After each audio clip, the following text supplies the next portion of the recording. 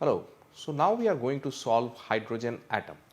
Hydrogen atom is actually an interesting system because it's a completely solvable problem which is very rare in a quantum mechanics. Although there are other model systems exist like particle in a box or the harmonic oscillator, but this is the only chemical system which has chemical properties which is also exactly solvable. And the way the hydrogen atom is going to help us for the cases where we cannot solve it exactly, how should the solutions look like, that's what we can get from the solutions of the hydrogen atom. So we know that the hydrogen atom solution for the Schrodinger equation starts up with by separating the problem into two problems, whereas there is a center of mass which is moving freely, which is a free particle, and there is a relative mass motion where the electron is moving with respect to the nucleus.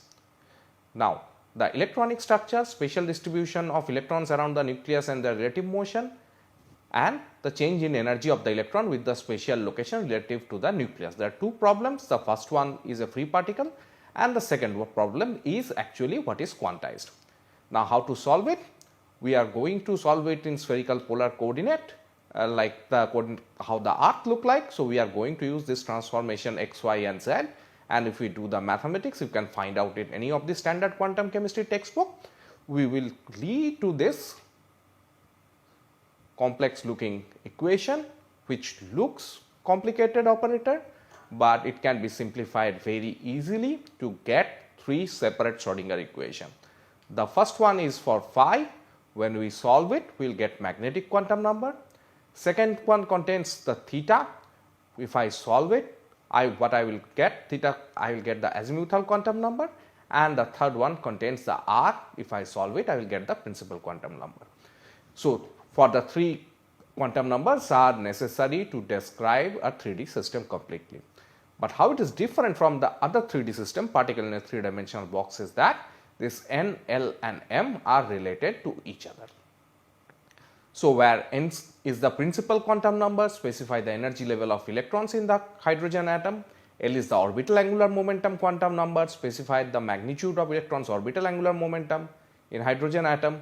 Mz component of angular momentum quantum number specify the orientation or the direction of electrons orbital angular momentum in the hydrogen atom. Now, there is a fourth quantum number spin, that is spin angular momentum quantum number specify the orientation of electrons spin angular momentum. Now, remember when we talk of spin, spin does not mean it is rotating like this or rotating like this. Spin is a quantum mechanical phenomena, and in a non-relativistic picture the Hamiltonian does not contain itself the spin. Spin what comes due to the relativistic treatment of the electron. So, here we just take as a spin as a quantum number. We are going to see more details about the spin in the following lectures, where we know what is the properties of the spin and how it changes the wave function. Now, when we solve the hydrogen atom, what we get is orbitals. So, these are the hydrogen atom energy levels 1s, 2s, 2pz, 2pxy and 3s, 3p, it will go on. First thing is that because my operator is a linear Hermitian operator, this gives me a complete set, and because it is a complete set, we are going to use this one to solve my quantum mechanical problems numerically. So, this is what is going to construct will be my basis. Now, how the hydrogen 1s orbital looks like? This is the form. You do not need to remember the form, you are not supposed to memorize it, you can find out from any textbook or from the internet. What is important to know is the form of this wave function. So, as you can see, this is exponential minus r, and this kind of functions are called Slater type of function. So, when we are going to solve numerically, Hartree-Fock will lead to basis set, and that is where we will see that our basis set needs to be Slater type functions, because my hydrogen atom orbitals are Slater type orbitals. Now, for 2s, this will be the form 2px, 2pz and 2pxy. Remember, 2pxy does not have an well defined m values because they are complex. So, what we do is that because they are complex and they are degenerate, so I can take a linear combination. From the hydrogen atom solution, what you will get is p plus and p minus. We take linear combination, the plus combination will give you 2px and the minus combination will give you 2py, which are real orbitals. Now, we have shown that the orbitals are mathematical wave functions. Now, if you look in one of the chemistry textbook, this is what you will see as orbitals. Now, the question is that What is an orbital? The precise definition of orbital is that it is a one electron wave function, nothing more than that. But the picture what is given is not actually orbital. These are actually constant probability surfaces. So these surfaces denotes probability of finding the electron up to a certain value. That is why many of the textbook gives the definition that orbital is actually the space where finding out the electron probability is maximum. That is not a correct definition, but this definition is consistent with the picture because these are actually constant probability surfaces. So from hydrogen atom, now we go to multi-electronic atom, more than one electron and cannot be solved exactly. If we can, but we can assume the same symmetry as the hydrogen atom. Now the simplest example will be helium atom. So helium atom will have one nucleus and two electrons. So if I describe its Hamiltonian, first of all it will have the kinetic energy of the electron, kinetic energy of electron 1, kinetic energy of the electron 2 and the kinetic energy of the nucleus. There are potential terms, that is attraction between the nucleus and electron 1, this one, and the attraction between the nucleus and the electron 2, as well as there is an electron-electron repulsion. So in total if we count, there are total 6 terms. Now if I rewrite the terms a little bit, I can separate out the kinetic energy and potential energy term. So the left hand side, the green one is my kinetic energy, this is the electron nuclear attraction and these are the electron-electron repulsion. So that means I can write the Schrodinger equation, especially the Hamiltonian, as a combination of two one electron Hamiltonian plus one R12 term. And this R1, of course everything is written in the atomic unit for convenience, so all the constants are set to 1. Now the same picture I can take to multi-electronic atom. This is what we define for helium, but if we go to multi-electronic atom, I can write it in the same way. I can write as a sum of kinetic energy plus electron nuclear attraction plus pairwise repulsion of the electrons. Now if I write it in this picture, the hydrogen Hi is one electron hydrogenic Hamiltonian for each particle. Hi is one electronic hydrogenic Hamiltonian for each particle. So basically I can write the full Hamiltonian as a sum of the hydrogenic Hamiltonian